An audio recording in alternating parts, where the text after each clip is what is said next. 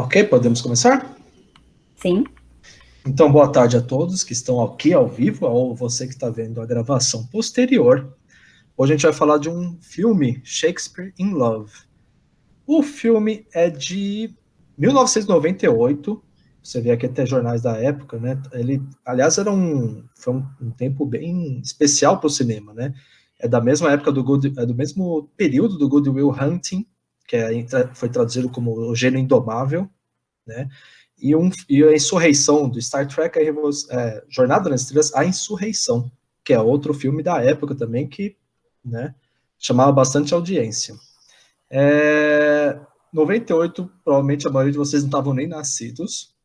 Eu estava nascido, eu me lembro que eu ter assistido esse filme na Globo, se eu não me engano, um bom tempo atrás.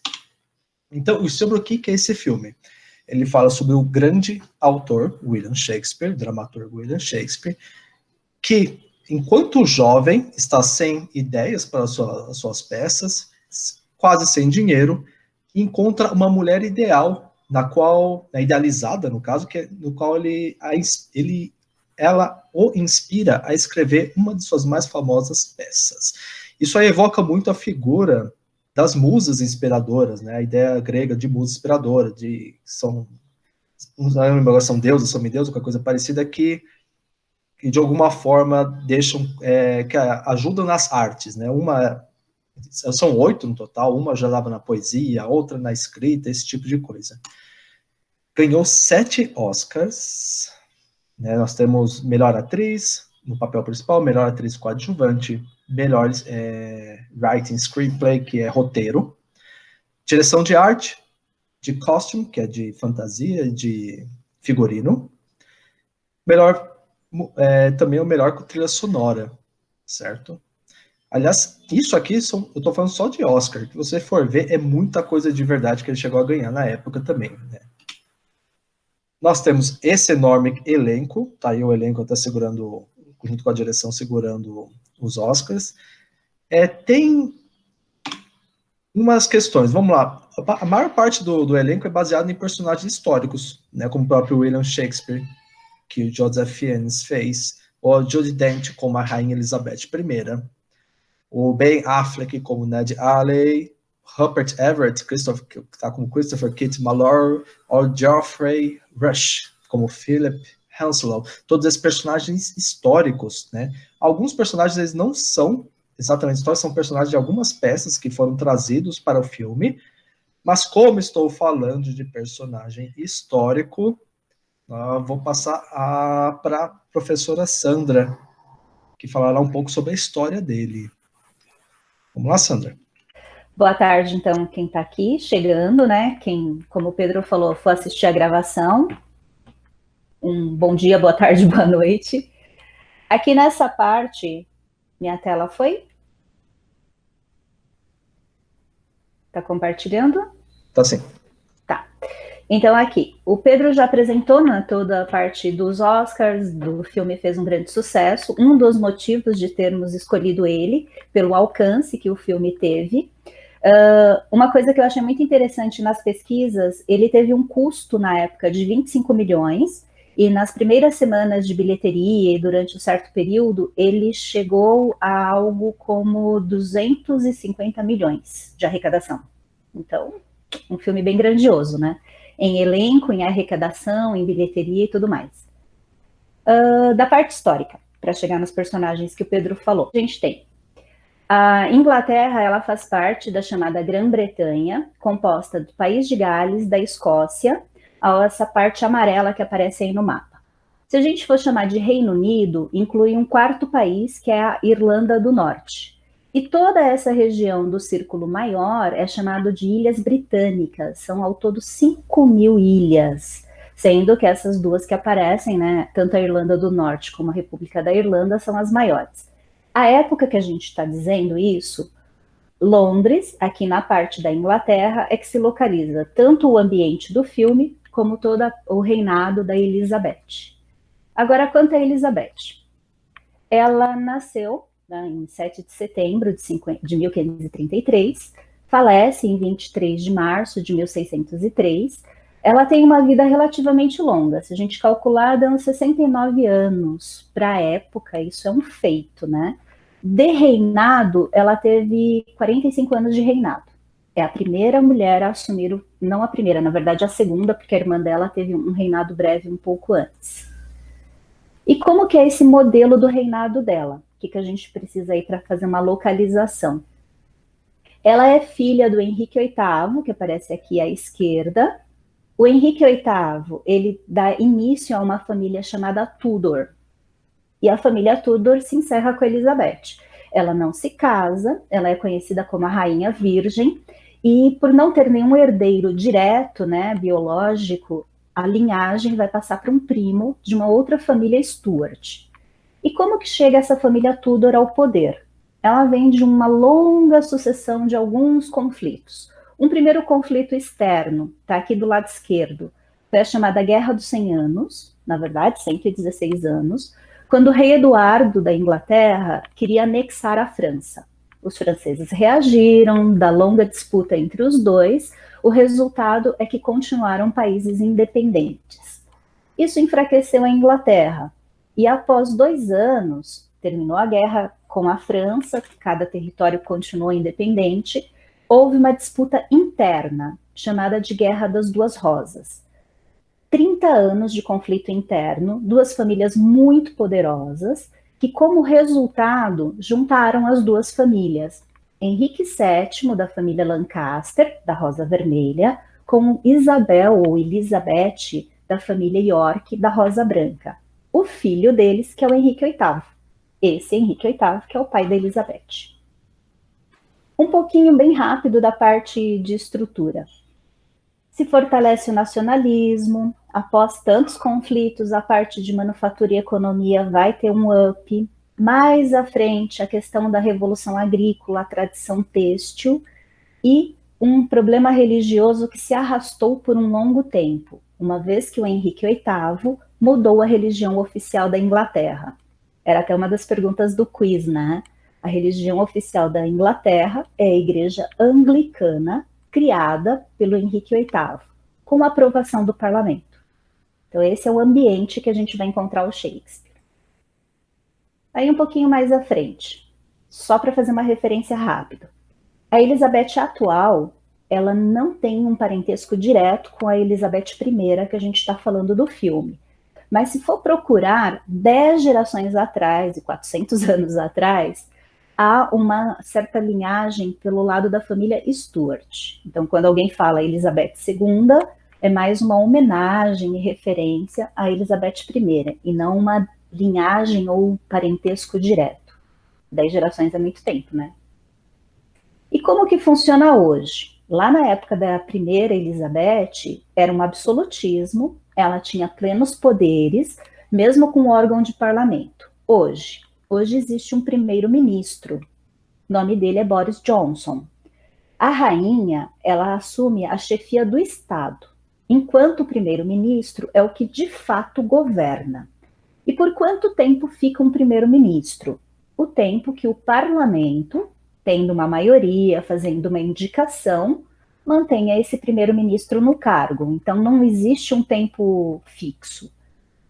E a cada 5 anos é previsto eleições para o parlamento. O que o povo faz é escolher o parlamento mantém o primeiro-ministro.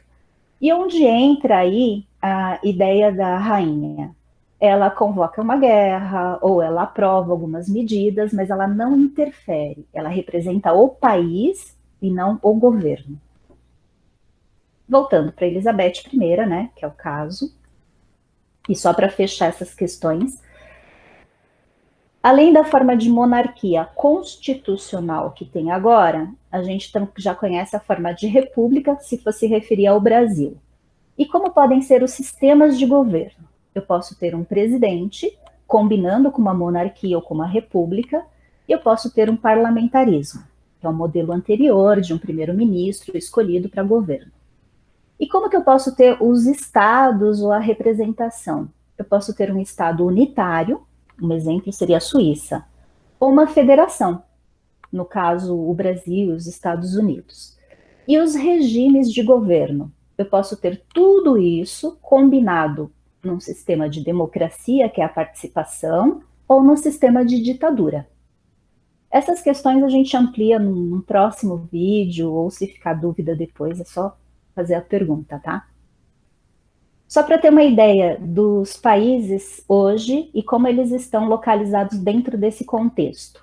Ainda existem monarquias absolutistas, como foi da Elizabeth I, na Arábia, né? Omã, Brunei, Catar, Suazilândia. E algumas monarquias constitucionais, além da Inglaterra, Espanha, Bélgica, Austrália, Suécia, Japão. E república, o restante, né? Uma outra coisa aqui, aí a gente volta só para começar a falar do filme de novo. Se eu tenho um rei e é uma monarquia absolutista, esse rei e essa rainha está acima de todos. Abaixo, os outros nobres, o rei pertence à nobreza, mas ele tem um cargo de hierarquia. Ao lado, a igreja anglicana, subordinada ao rei, porque foi criada pelo Henrique VIII e isso é decretado por lei. Abaixo de todos, o povo. Na sequência, uma imagem da Elizabeth I, né, na época, e o filme vai tentar manter esse visual. Tanto que essa forma de roupa, cercando ali o cabelo, em volta do pescoço e tudo mais, o pessoal chama de colar elisabetano, né, em relação a ela. Na liberdade artística, o filme colocou um pouco mais de plumas, penas, joias e mudou um pouco as cores. Outra coisa aqui que a gente vai tendo do filme, é muito retratado o luxo, o pessoal que faz parte da corte, que cerca a rainha. Há burgueses dentro desse grupo, e eles se diferenciam muito pelos ambientes que frequentam e pelas roupas que eles usam. Isso é muito comum, né? A aristocracia ou a elite, cada um junto com seus pares. O filme vai tendo uma série de cenas muito luxuosas, riquíssimo em figurino, né? A figura central da rainha. Esse ambiente, por exemplo, o ambiente do baile, há um colorido para dar toda uma estética na cena, as danças são danças bem diferentes das atuais, então tudo isso é muito bem retratado no filme. Há um pouco mais de uso de vermelho e púrpura, não é uma cor tão usada além da realeza, por ser tecidos e tingimentos muito caros para a época. Outra coisa que o filme vai mostrando, as relações sociais, como que a nobreza e a elite se mantêm. Aqui vai ter, no personagem, ele é um comerciante muito rico, que negocia a compra na verdade, o casamento, né, com a protagonista, com a Lady. E o que eu separei foi para que vocês percebam o ambiente. É uma sala, de fato, de alguém de muita posse. Uma mesa de madeira maciça, um chão de madeira, provavelmente carvalho, janelas muito amplas, arejadas. Isso contrasta, quando a gente procura num filme, qual é a moradia do pobre, da população. Outra coisa dos casamentos. São casamentos arranjados, ou seja, a mulher ela não tem nenhuma decisão, escolha, e ela passa a ser propriedade do marido. Tudo que ela leva de posses, dote ou recebe de herança vai ser do marido, ele administra. Isso só mudou no século XX, e aqui a gente está no século XVI, então por mais aí de 400 anos, entre o filme e a mudança, a mulher ela é propriedade, e tudo que ela leva também passa a ser propriedade do marido. O filme romantiza um pouco, né? Ela tenta quebrar isso. Cheguei no personagem, Pedro. O Philip, ele de fato é um empresário, ele cria ou passa a dirigir o Teatro das Rosas, ou Casa das Rosas, por isso que depois vira Teatro Rose.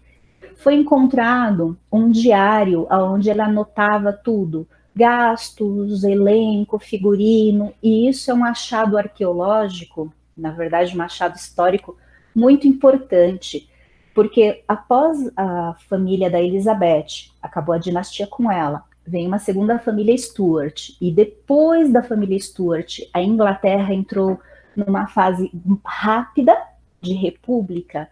Os republicanos, eles eram contra os teatros.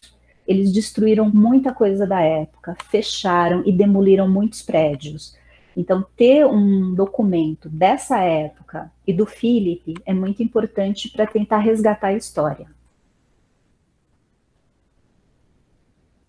O Teatro das Rosas, ou Teatro Rose, não é o primeiro. O primeiro teatro, Casa de Espetáculo, é desse James Burbage. Eram casas um pouco diferentes daquela forma de teatro grega que a gente fala lá no começo de história, porque o espaço geográfico necessita outras adaptações. O grego, ele utilizava as encostas das montanhas, dos planaltos, e fazia ali ao ar livre. Outra coisa que a gente vai ter, antes das casas de teatro, há grupos que eles fazem o que é chamado de man-baby, entre os espaços internos ou pátios das tavernas e hospedarias, vão apresentando peças. Então, há todo um trajeto e percurso. Há algo como 8 casas de espetáculo, comentando sobre isso. Há alguns soldados, há vários servos, não aparece tanto cavaleiros ou senhores, mas essa seria uma estrutura simplificada da época ali da Elizabeth, da época do Shakespeare.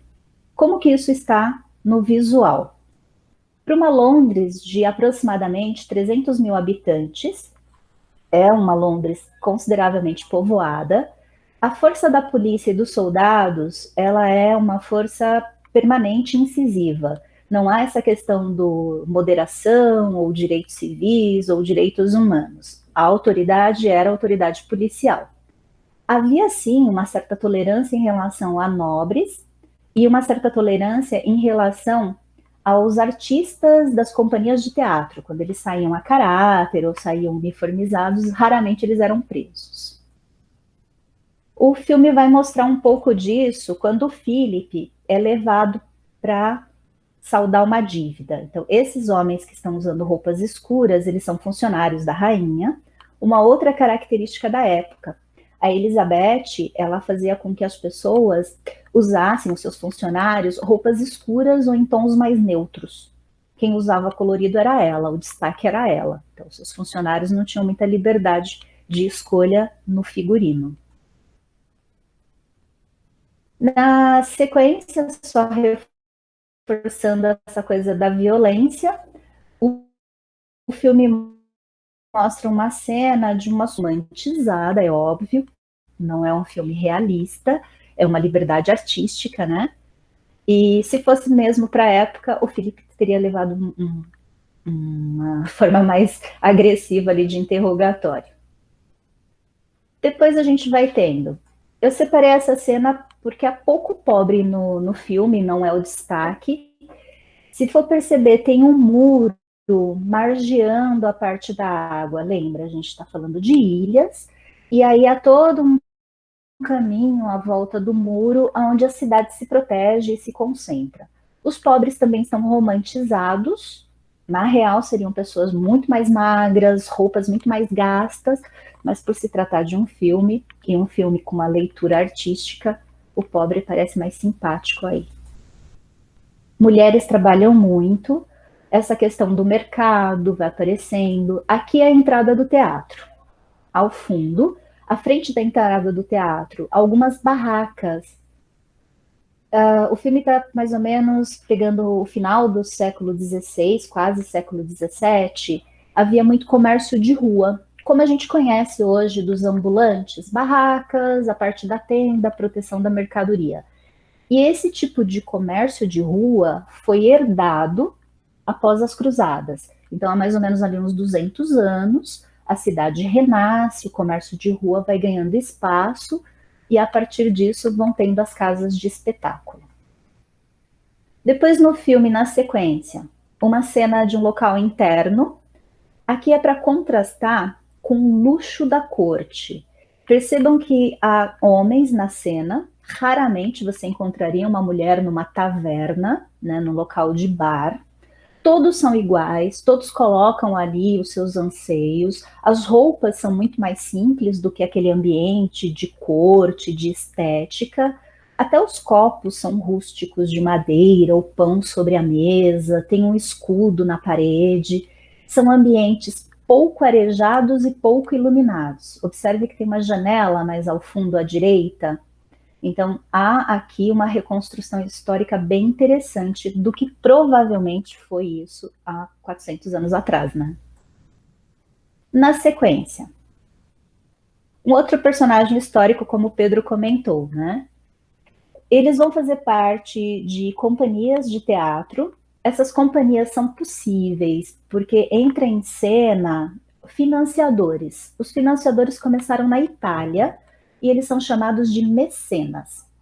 Quem financia esses grupos de artistas pratica o mecenato. E aí, entre esses grupos de artista e esse mecenato, vai ter uma companhia chamada Homens do Almirante, ou Homens do Soberano. Homens porque as mulheres eram proibidas, né? Não temos mulheres aí nas equipes de artistas por lei, por mais que o filme coloque uma protagonista. Destes homens, o Mediale, ou tem uma outra pronúncia do nome, variações do nome dele, ele era uma espécie de Tom Cruise da época. No filme está aparecendo aqui, né? Uma outra variação do nome dele. Aí Pedro me ajuda a pronunciar. Ele nasceu em 1º de setembro de 1566, falece, tem uma vida relativamente longa, né, 60 anos, em 25 de novembro de 1626. Com certeza a Elizabeth viu ele atuando e o Shakespeare e ele chegaram a trabalhar juntos. Há relatos de parceria e uma série de outras coisas, mas aí tem a parte do Pedro, do Shakespeare. Voltando às companhias de teatro. Os homens fazem os papéis de mulher, então separei uma cena só para reforçar, né, essa questão. Não temos, então, mulheres fazendo os seus próprios papéis. Em geral, se contratavam rapazes, que tinham uma voz ainda que não estava num timbre mais grosso, e sim uma voz ainda de jovem, né, juvenil, para não precisar fazer nenhuma postação ou entonação diferenciada. Quanto ao público, era muito barato ir ao teatro e uma das poucas atrações ali, tirando o mundo da corte, atrações que fossem acessíveis aos pobres. Então nós temos na entrada do teatro e do filme uma camada bem variada e numerosa dessa população, desse grupo não tão privilegiado. O espaço dentro desse teatro podia ter até 2.000 pessoas, alguns deles, e eles tinham um espaço aberto, isso é muito curioso.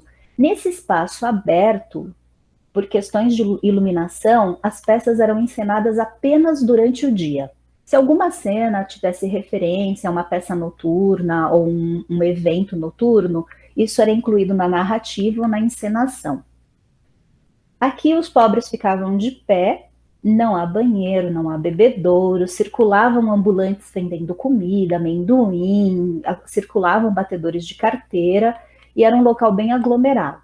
Eles participavam, interferindo, ou aplaudindo, ou vaiando, ou até jogando objetos, jogando comida nos atores, se eles não gostassem da peça. Eu tinha que agradar e manter o suspense. Há uma arquibancada, um pouco mais cara, dá para perceber que a população ali está um pouco mais acomodada. E há a parte do camarote, que não é um local de privilégio para ser visto e nem ver a peça, mas é um local de privilégio pelo preço e para quem queria ficar um pouco no anonimato. Nessa parte dos camarotes, o filme mostra algumas pessoas da nobreza ou da burguesia, pela roupa, as joias na mão desse senhor, a mulher toda pomposa, com vestido mais diferenciado, do que aquelas mulheres lá do lado da ponte, de roupas de trabalhadoras. Na sequência, o teatro não tem grandes recursos para a época. A questão da troca de cenário, ela é muito modesta. Se você for perceber aqui ao centro, o que serviria de mesa é também o cenário para o Romeu e Julieta até o final da peça. Então vai muito da habilidade dos artistas.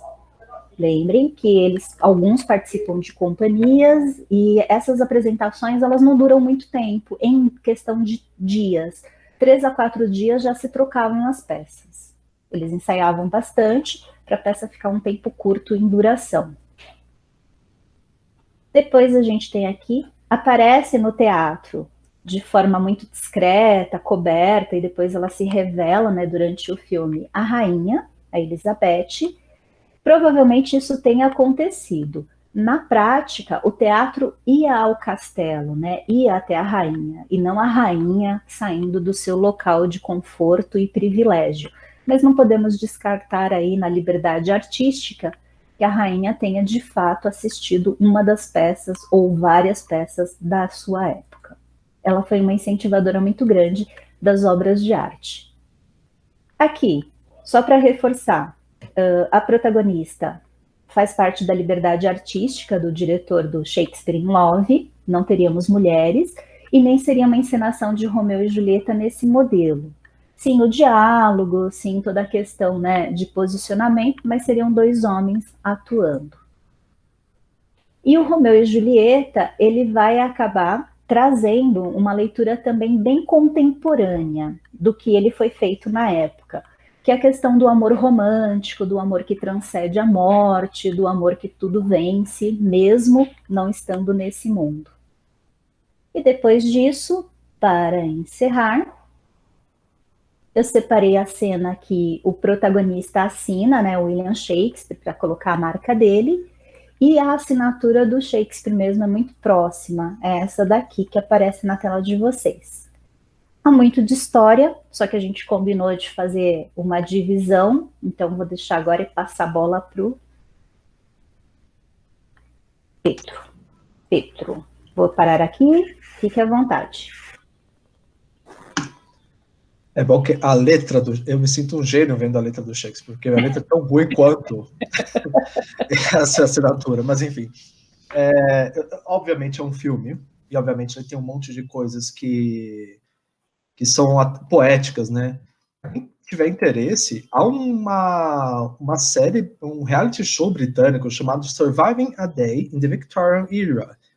Ele está totalmente em inglês, obviamente, e ele é retratada a Londres da época vitoriana, do qual os participantes, eles fazem parte dessa casta mais baixa da sociedade, então eles têm que trabalhar para conseguir o dinheiro, e aliás, a produção não dá comida para eles, tem que comprar a comida com o esforço do trabalho. Como você vê aí, estão limpando as ruas da cidade, né?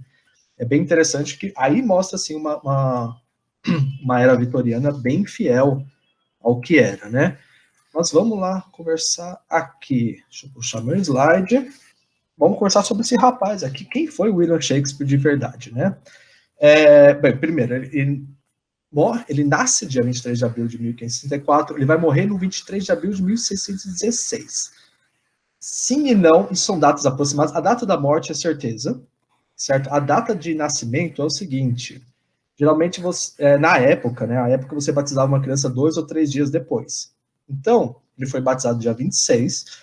Os ingleses puxaram para o dia 23 de abril o nascimento porque coincide com o dia de São Jorge, que é padroeiro da Inglaterra. Então, eles puxam essa data de nascimento para coincidir com esse dia especial para eles.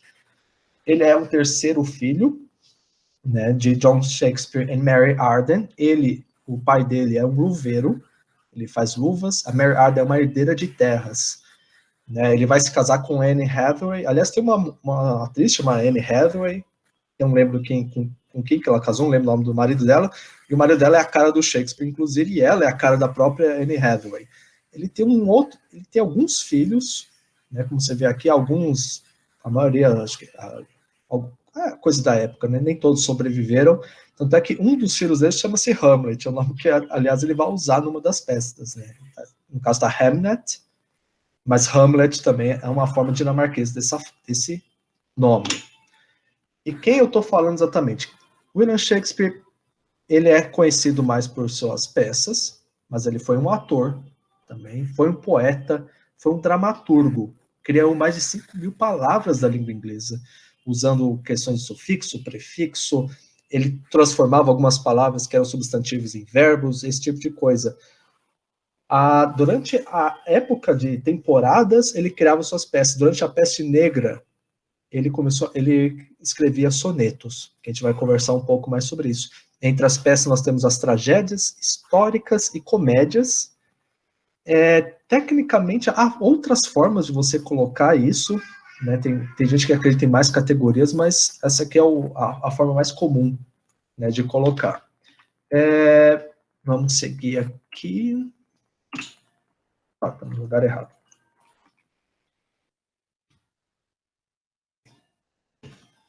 Este é o fólio. O fólio, esse aqui é o original. Em vida ele nunca publicou nada, né? As coisas, as leis da época não cobriam algumas questões sobre direitos autorais. Então qualquer um podia escrever sobre qualquer coisa e reivindicar e vender para si mesmo, como se ele tivesse escrito. Então, para se preservar, Shakespeare não escreveu, ele escreveu, mas não publicou nada. Este fólio é de 1617, ele é um dos fólios originais, e foi feito depois que ele venha a falecer. Esse tem todas as peças, o canone, né, shakespeariano, tem todas as peças aí. Eu tenho uma versão do fólio, obviamente não é uma edição histórica nem nada, é uma edição já moderna, que é essa aqui, né, que vem com todas as peças.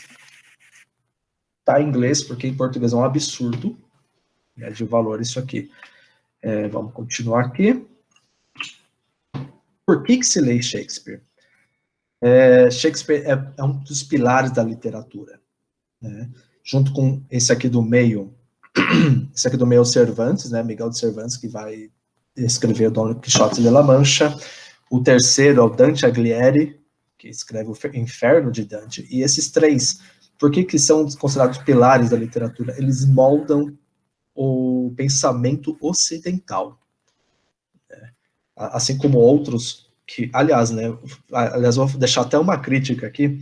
Se Machado de Assis não fosse latino-americano, se não fosse brasileiro, provavelmente ele estaria aqui também, né? Machado de Assis é de uma genialidade tão grande quanto, né? Mas vamos manter aqui. Esse aqui é um dos maiores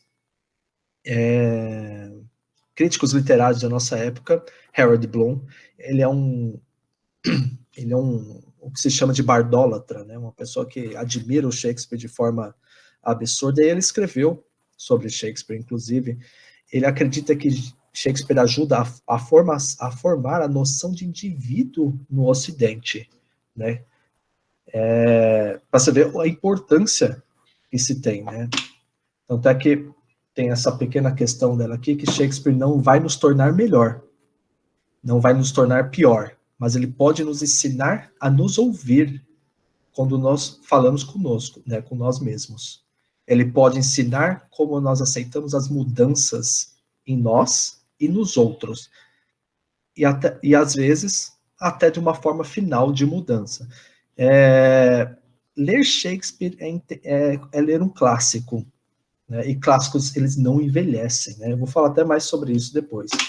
Mas vamos falar o teatro. Esse aqui é o The Globe Theatre. Como eu disse, as leis da Inglaterra, à época, não eram tão precisas quanto a propriedade, né? Esse teatro, ele está no lugar original, não é, obviamente já foi restaurado várias vezes, não é exatamente o mesmo teatro ainda, mas o que acontece, esse teatro, ele era um teatro do Shakespeare, né, da posse dele, era onde ele encenava as suas peças, e não era dele. Esse teatro, originalmente, ele ficava rio abaixo, não lembro o nome do rio agora, que fica na Inglaterra.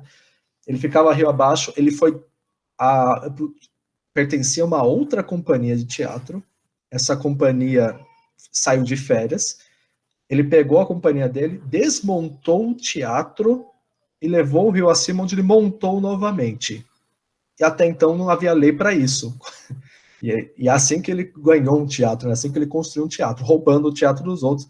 Ele ainda são encenadas peças nesse teatro, The Globe Theatre. Se você vê, ele é bem fiel ao que está apresentado no filme, né? Você vê a forma dele, no qual tem essa participação direta do público, olha aqui embaixo, né?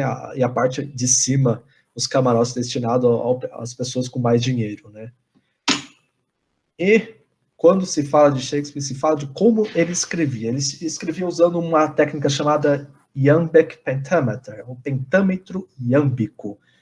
O que é isso? É uma métrica que ela envolve você escrever como se você estivesse ouvindo a batida de um coração. Então, as palavras fracas, não tônicas da língua, elas começam e as tônicas vão logo em seguida. Então, se vê sílaba por sílaba.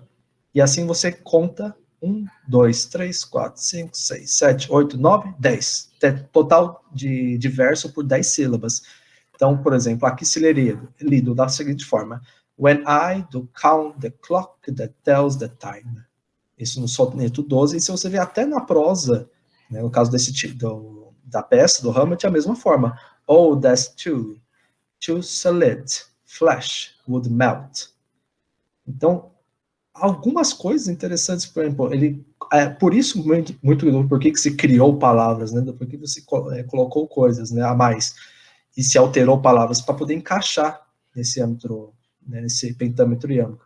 Se você vê against, é de against, mas se colocasse um A aqui, ia ser mais uma palavra, mais uma sílaba apagada, e obviamente não ia fazer esse som, né, ao final. Ele é diferente, os sonetos, aliás, o soneto de língua inglesa é diferente do soneto da língua portuguesa, né? Aqui você vê a esquema de rimas está por cor, então ele rima a primeira, a terceira, a segunda e a quarta, né? E por aí só muda no final, que as duas últimas rimam entre si. Né? Se você vê algumas palavras aqui, elas têm uma pronúncia que era da época, tipo love e remove, hoje não fazem essa sonoridade, né, essa sonoridade rítmica, de ritmo, mas na época fazia. Tem algumas palavras que elas foram alteradas para que pudessem fazer essa rima, que é o caso de fixed. Então ele está colocado como fixed, para dar certinho 10 sílabas, e algumas mudaram a forma do soneto. Né? Se você ver, tem 11 sílabas nessas de azul. Obviamente a outra rima tem 11 sílabas. Aí tinha muito dessa coisa também, de essa liberdade de alterar muita coisa, da forma como era, né? Liberdade criativa, né, se diz. Se você vê um soneto em português, ele tem 2 quartetos, 2 tercetos, né? E a forma de rima é bem diferente do soneto em inglês. É o mesmo soneto lá da outra página, e aqui o clássico do soneto da fidelidade de Vinícius de Moraes, né? Você vê que ele tem uma forma, o primeiro com o quarto, o segundo, o terceiro, e por aí vai.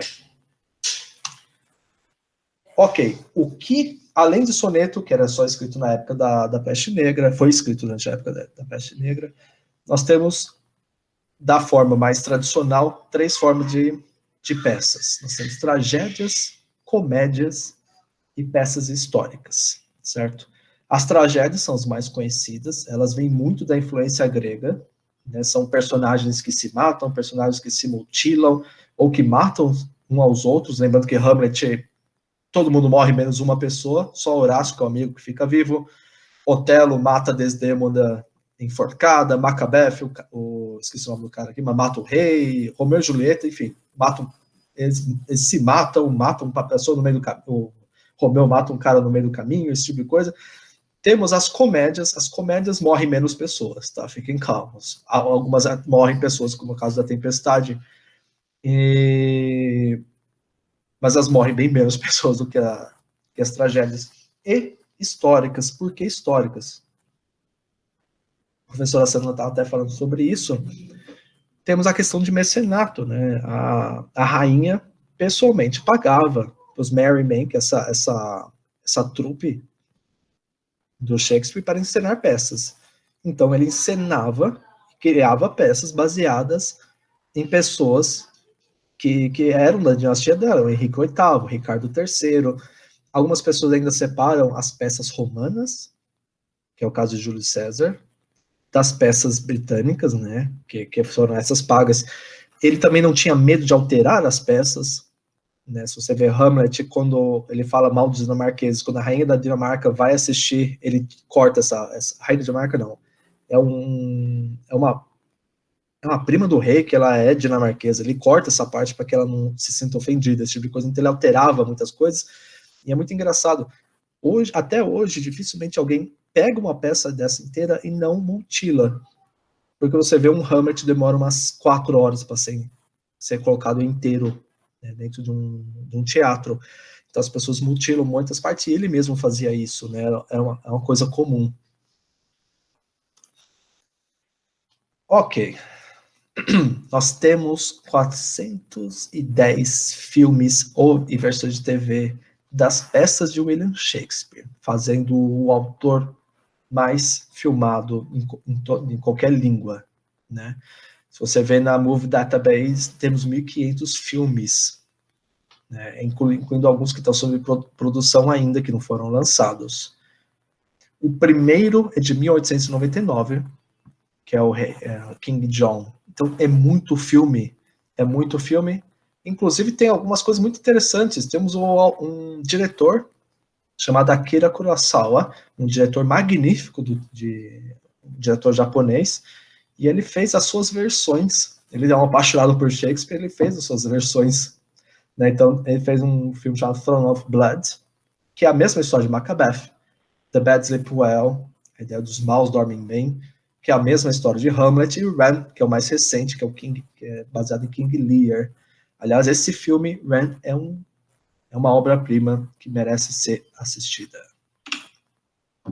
Só filme? Não. É pouco usado ainda, essas tragédias, essas comédias, em outras mídias, mas nós temos alguma coisa. Nós temos Elsinore, que ele é um jogo baseado na peça de Hamlet, que tem alguns outros personagens que são emprestados de outras peças, né?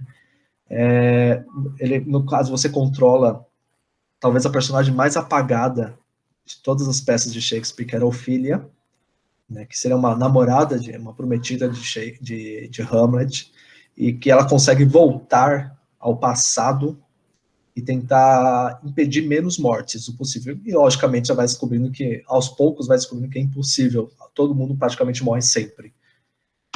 Temos jogos de tabuleiro baseados nas peças de Shakespeare, assim como um card game brasileiro, né, que é o Shakespeare Sonhos de um Bardo, também com os personagens.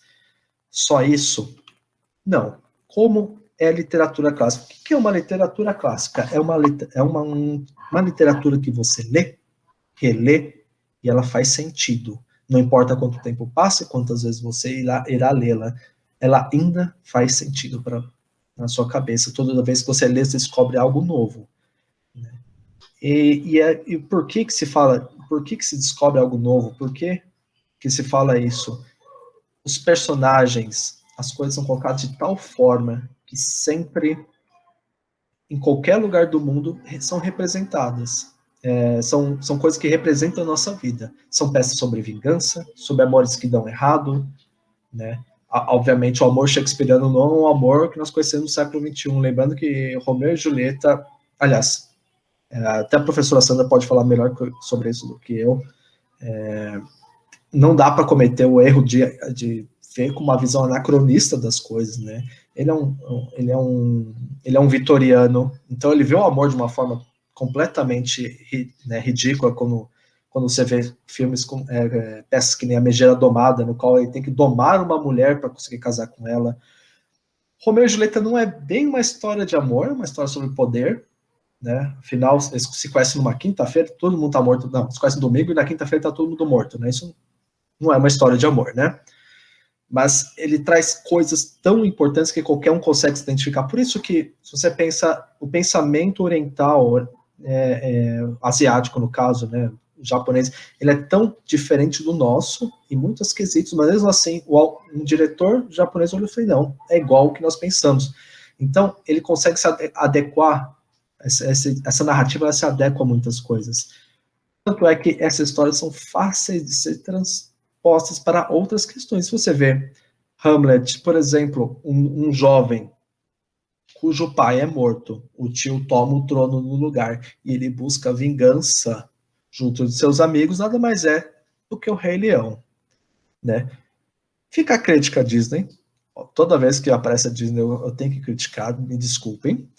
Mas, obviamente, a Disney pasteuriza tudo, ela torna tudo bonitinho, com um final interessante, né? Que Simba continua vivo e o Hamlet simplesmente morre também na peça, né?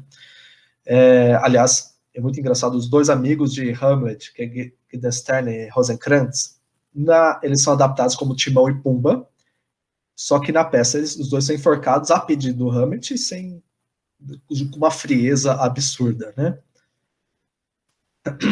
ou The Taming of the Shrew, A Megera Domada, que, aliás, virou também uma novela na Globo, não lembro o nome, mas alguém deve lembrar de Petrúquio, né, que esse nome é bem peculiar. E essa peça também conta o quê? A história de duas irmãs, uma bem prendada à época, obviamente, pensando-se à época, né? Então a pessoa cozinhava, bordava, e ela... O cravo é rosa, muito obrigado. Exatamente essa. Vocês veem que também novelas não são meu forte, né? Assim como o Disney. Então, essa moça prendada, e tem a irmã mais velha. A irmã mais velha, ela não quer saber de se casar de jeito nenhum, né? E a tradição da época, ela apenas poderia se casar, a irmã mais nova apenas pode se casar, que já tinha até pretendente, se a irmã mais velha casasse. Então, por isso que eles encontram um cara que vai fazer o quê? Que vai domá-la, né? Esse gênio intempestuoso dela, né? Eu sei que vocês estão pensando, vocês leitores do século XXI, nós leitores do século XXI, pensamos, é horrível, sim, é horrível. Exatamente, é muito horrível. Mas tem um filme que muita gente gosta que é a mesma história. 10 Coisas que Eu Odeio Sobre Você é a mesma história. Uma mulher que não quer saber do cara e o cara fica forçando ela até conseguir ficar junto. Né? Temos mais? Temos Romeu e Julieta, a história preferida de amor, que não é uma história de amor, é uma tragédia ainda, mas vamos pensar, duas pessoas que não podem ficar juntas por serem de famílias rivais. Né? Tem um filme bem novo com esse mesmo enfoque, que é Warm Bodies, que foi traduzido, acho que é Meu Namorado é um Zumbi, se eu não me engano. Né? Eu sei que é um choque, mas é exatamente isso, duas pessoas que não podem ficar iguais e que acabam encontrando o amor. Né? No caso, um deles já está morto, né? Aliás, o filme é péssimo, não assista. E por onde devo começar? Pedro do céu, você mostrou um livro gigante, eu devo começar lendo isso? Não, não deve. Né? Há muitas formas de começar, você pode começar com um filme. Né? Você pode começar, aliás, a Netflix tem uma versão de Macbeth que é muito boa. Né? Mas você quer começar a ler? Tem várias formas. Vamos até abrir minha câmera aqui, que eu separei. Há livros de bolso, que nem esse aqui, com traduções até que boas. Esse aqui é o A Tempestade. Comprei no sebo, R$10. Vamos fazendo já todo jabá, né? Se você vê livro de bolso, baratinho, sempre tem os montes. Tem versões em inglês. Eu tenho essa do Macbeth aqui. Interessante dela, por quê? Versão em inglês vai ser mais difícil? Vai. Hoje um americano médio ou um inglês médio não consegue ler mais Shakespeare por causa do tipo de palavreado que ele usa. Porém, ela é inglês moderno e essa aqui é uma versão para estudantes. Então ela tem um vocabulário limitado. Então quem está começando inglês, procura por esse tipo aqui. Isso aqui é da Domino's, mas a Penguin também tem esse tipo de livro. Isso aqui é da Oxford University Press, tem bastante também em sebo. Não sei se os sebos estão abertos. Tem versões como essa. Essa aqui é uma versão mais encorpada, que a minha é uma edição bilíngue. Tem diversos autores, diversos diversos tradutores que cada um enfoca uma forma. Né? Melhor Fernandes faz um Hamlet completamente teatral. Tem uma pesquisadora da USP, não lembro o nome dela agora, não vou conseguir lembrar, uma doutora, que ela fez uma tradução magnífica, para mim a melhor tradução até agora. E o que eu recomendo? Para todo mundo que é jovem, né, eu recomendo Sonhos de uma Noite de Verão. Tem um filme bem antigo também, mas se quiser assistir, fica à vontade. E recomendo porque ele é um atrativo para jovens. Né? Fala de dois casais que vão para uma floresta, encontram um fauno, aquela figura mitológica, né, grega, e esse fauno, sátiro.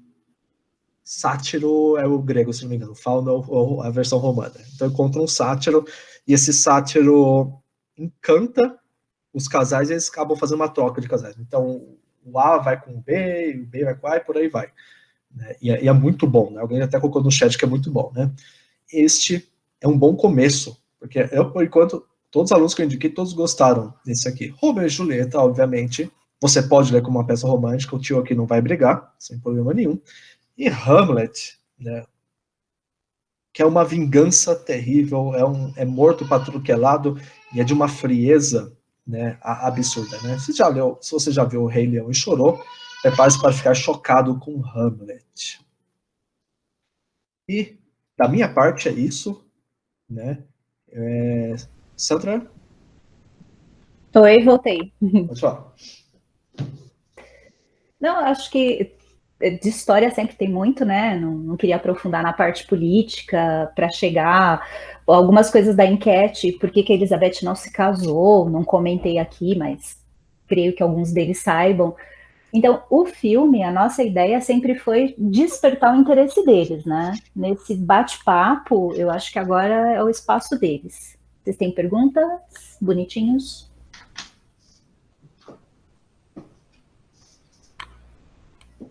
Eles sempre ficam tímidos, né? Eu vou aproveitar e fazer uma reclamação aqui. É uma maldade colocar um professor com pouca experiência como eu, logo depois de um professor experiente, né? A pessoa se sente completamente pressionada. Né? Eu vou falando tudo afobado, enfim. Ai, ai. Então, bonitinhos, alguma pergunta? Curiosidade da Elizabeth, curiosidade. O que o Pedro comentou, né, de anacronismo. É quando a gente faz uma análise histórica e desloca ela no tempo. Se for pensar Shakespeare hoje ele seria um homem misântropo, misógino, sexista e machista. Então, nada muito atraente.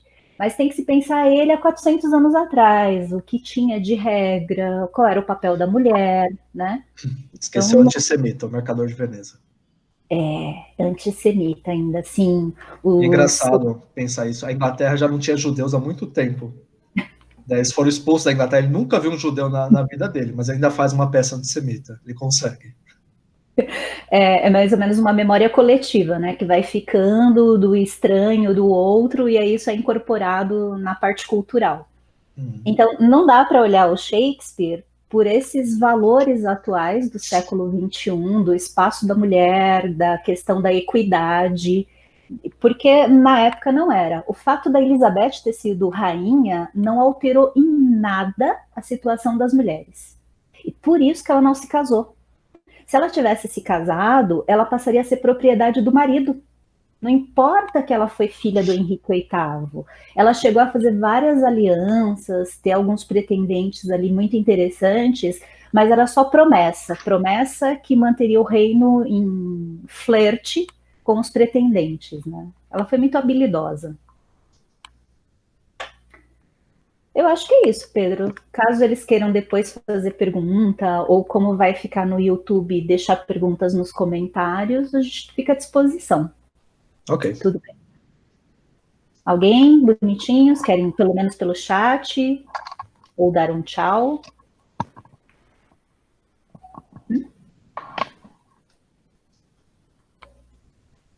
Temos uma celebridade assistindo, quer comentar alguma coisa, Simone? Eu quero já dizer que foi muito bom estar com vocês nesse final de tarde. Já quero deixar o convite para a próxima semana, para o nosso encontro, para falarmos um pouquinho de Ariano Suassuna, né? Para o Alto da Compadecida, na semana que vem. E muito obrigada a vocês, então, pela oportunidade de estar aqui, viu, gente?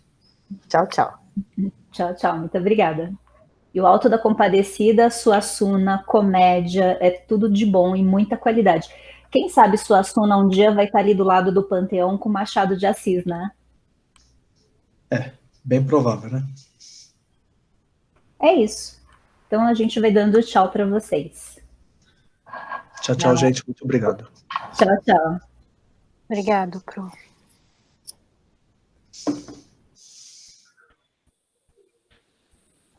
Obrigada, professor.